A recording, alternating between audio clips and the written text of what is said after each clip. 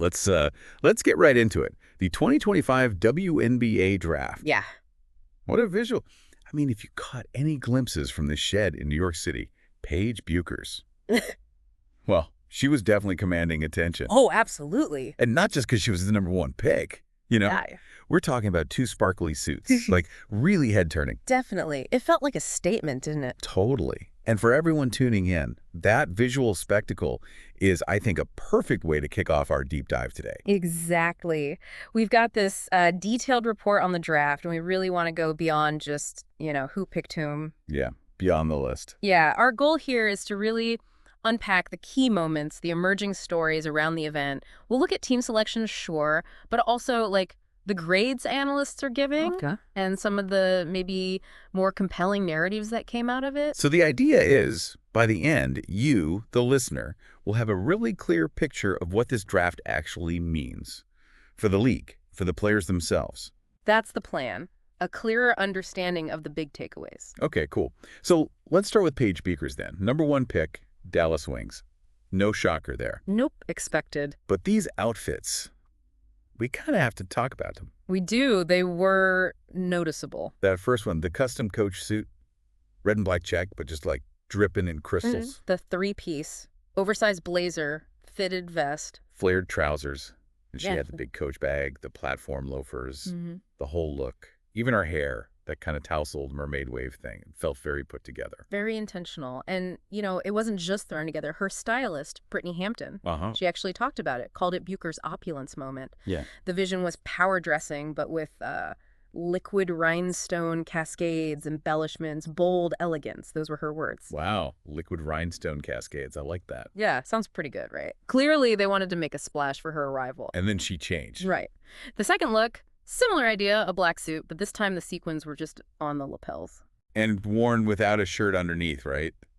With straight leg trousers, more understated maybe. A bit more understated on the trousers, yeah, but still plenty of sparkle. Hoop earrings, layered diamond necklaces, chunky rings. And the half up, half down hair. It felt like more than just clothes, like a statement about her. Well, and it ties into this whole thing about her becoming a bit of a fashion star, doesn't it? It does. She wears Acne Studios, Kwame Douce, and that Nike Player Edition shoe she got back in December 24. Yeah, the first college athlete to get one. That's pretty huge. It shows her impact goes beyond just hoops. Totally. And she herself said her style is like masculine, feminine, crop tops, baggy clothes.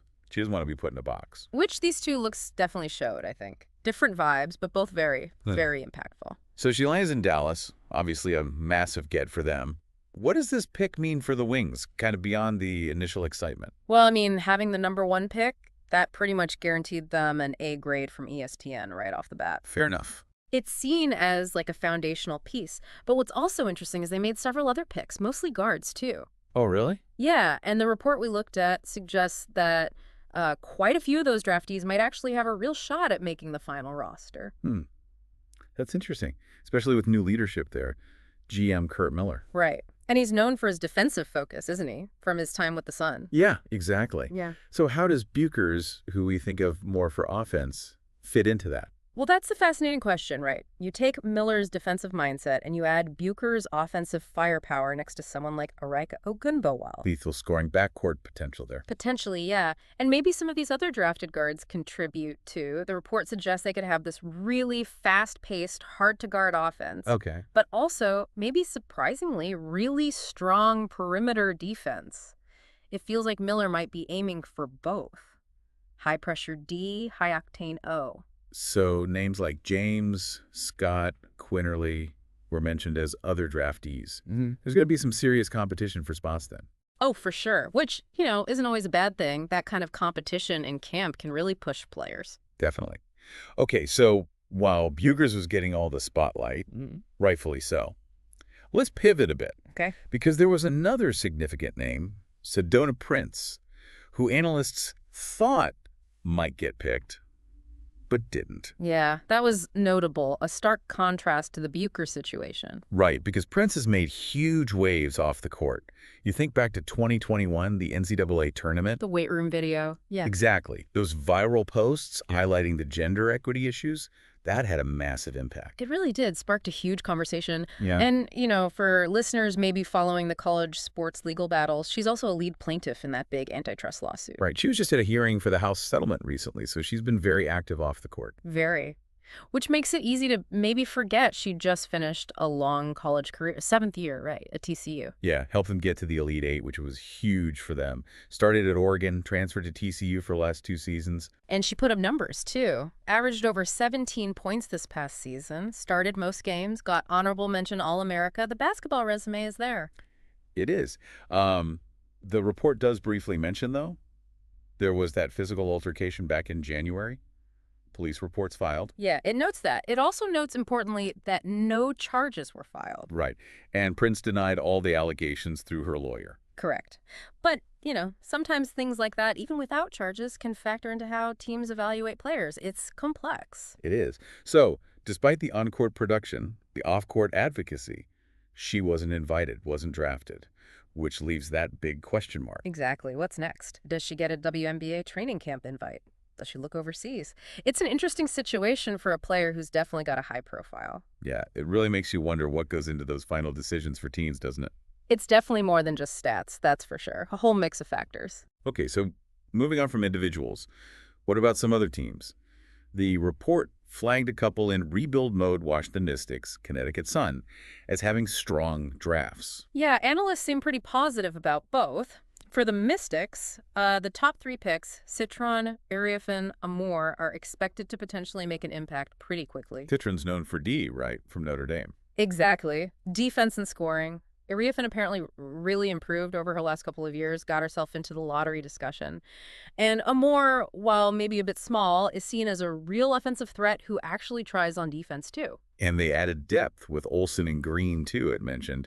Sounds like a good haul for a rebuild. Seems like it, yeah. Solid foundation pieces. And the Sun, they lost Alyssa Thomas, which is a huge blow. Massive. Yeah, she went to Phoenix. But the report says the Sun were, quote, thrilled to get Morrow at number 7. Okay, why thrilled? Potential to be a big-time rebounder right away. Could help fill that Thomas void, at least on the boards. Makes sense. And they also got Rivers, described as versatile, good length, quick, and Marshall for interior D and rebounding. Seems like they targeted specific needs. Gotcha. Now, not everyone got rave reviews. Golden State Valkyries, expansion team, lower grade. Yeah, the report gave them a lower grade. And it also mentioned their expansion draft process kind of raised eyebrows. Always tricky for expansion teams, I guess. Building from scratch. Totally different challenge. You're not just plugging holes, you're building the whole thing. The grade suggests maybe analysts felt they didn't quite maximize their picks or made some surprising choices. Okay. And then you had Phoenix with no picks at all this year. Right. And the defending champs, the Liberty, only had the very last pick. So no grades for them, obviously. Makes sense. They're in different spots, right? Yeah. Some teams are building heavily through the draft. Others are maybe tweaking established rosters. Yeah, it really shows the different cycles teams are in within the league. That's a great way to put it. Established teams, maybe active in free agency, might not lean on the draft as much in a given year. Right. Okay, so as we kind of wrap this up, let's boil it down. What are the main things listeners should take away from this 2025 draft? I think there are a few key things. First, Paige Bueckers isn't just a basketball player arriving. She's like a cultural force. The talent, the style, it signals something bigger. Yeah, that star power. Exactly. Second, Dallas looks like they had a really strong draft, could really position them well, especially with Miller there now. Okay. And third, the Sedona Prince situation, going undrafted despite her profile. It really makes you think about all the different factors that shape a player's path. And, oh yeah, also that rebuilding teams like the Mystics and Sun seem to make some smart, potentially impactful moves. Got it. Yeah, those are definitely some aha moments. The whole sports and style intersection with Bueckers was fascinating. Right. Seeing new talent possibly boosting rebuilding teams is always exciting. And yeah, the Prince story,